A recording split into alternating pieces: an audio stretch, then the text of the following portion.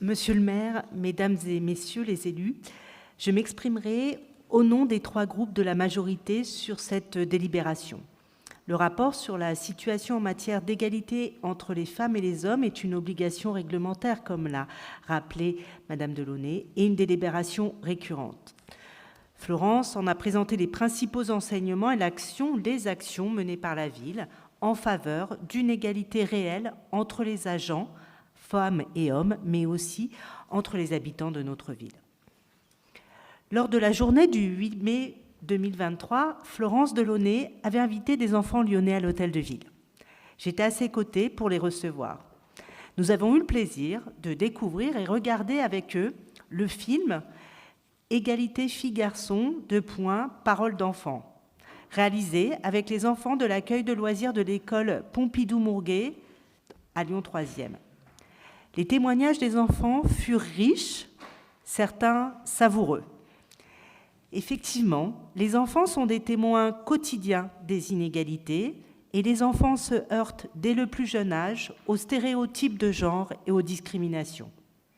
Lyon, ville à hauteur d'enfants, s'engage de manière transversale pour l'égalité filles-garçons et les temps périscolaires sont des moments propices pour engager un dialogue avec les petits Lyonnais.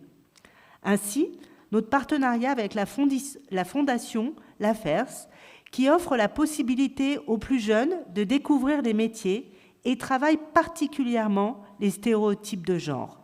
La thématique égalité filles-garçons est la thématique qui est la plus demandée par les enseignants et les animateurs, notamment en maternelle, pour intervenir avant l'installation des stéréotypes. La FERS a donc mis en place des projets avec des parcours dédiés comme la grande enquête des métiers de l'égalité, où des professionnels E2LES interviennent, scientifiques, des élus, tout type de métiers. Ils ont également adapté le concours. Quand je serai grand, je serai grande, je serai, t'as trois petits points, avec un prix spécial, le prix de l'égalité filles-garçons. Quelques verbatims recueillis lors d'une visite d'un atelier La Ferse à l'école Laborde dans le 9e. Qu'on soit une fille ou un garçon, on peut faire tous les métiers qu'on veut. Aucun métier n'est réservé aux garçons. Et oui, tous les métiers doivent être accessibles aux femmes et à salaire identique. Et là aussi, une inégalité s'exerce. En 2021, les femmes gagnaient en moyenne 24,4% de moins que les hommes. D'ailleurs, des associations ont calculé que depuis 11h25 ce lundi 6 novembre et jusque la fin de l'année, les femmes travaillent entre guillemets gratuitement. Malheureusement, il n'existe aucun pays dans le monde où les salaires féminins égalent ceux des hommes à profession identique, à compétences égales. Alors la ville de Lyon agit. La politique relative aux ressources humaines développée par l'exécutif a permis un rééquilibrage du régime indemnitaire au profit des filières les plus féminisées. Un investissement de près de 4 millions d'euros pour rattraper les écarts de rémunération entre les femmes et les hommes agents de la ville. Dans notre société, les raisons de ces différences salariales sont multiples, qu'il s'agisse de type d'emploi. Les femmes ont davantage tendance à occuper des postes moins rémunérateurs que les hommes et certaines filières très féminisées ont des niveaux de salaire plus bas, le secrétariat, les infirmières, les assistantes maternelles, etc.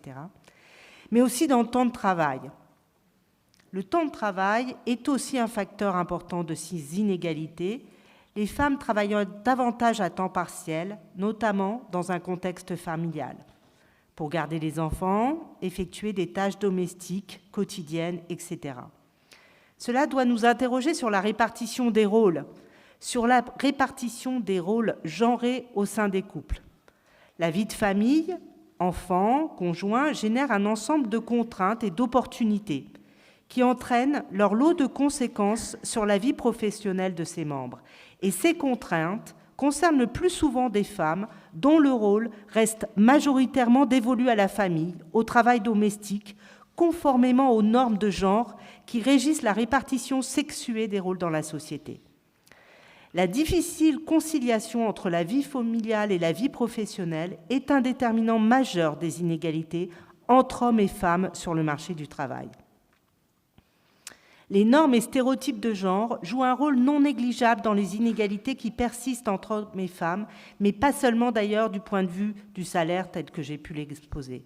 L'idée préconçue et persistante selon laquelle les hommes sont plus compétents dans des domaines techniques et les femmes dans des domaines sociaux peut influencer les choix éducatifs, les choix professionnels, contribuant ainsi à la ségrégation. Il y a par exemple très nettement plus de femmes dans les professions d'aide, d'accompagnement à la personne, de la petite enfance, qui renvoie à une vision bien sûr éculée de la femme douce, aimante, douée pour ce type de travaux.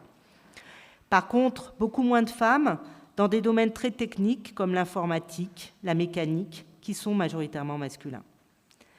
La question d'égalité femmes-hommes est un sujet vaste, complexe, car profondément inscrit dans chaque strate de nos sociétés, de notre monde, de nos histoires. Et cette question exige de toutes, de tous, de chacune et de chacun d'entre nous, individuellement et collectivement, une vraie volonté d'avancer, de progresser, de faire changer les situations.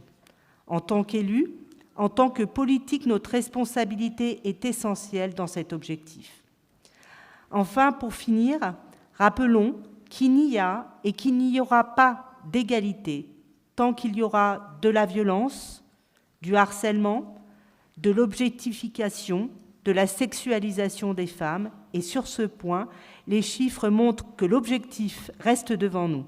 Je vous remercie de votre attention et je vous invite à voter cette délibération portant sur ce rapport. Merci.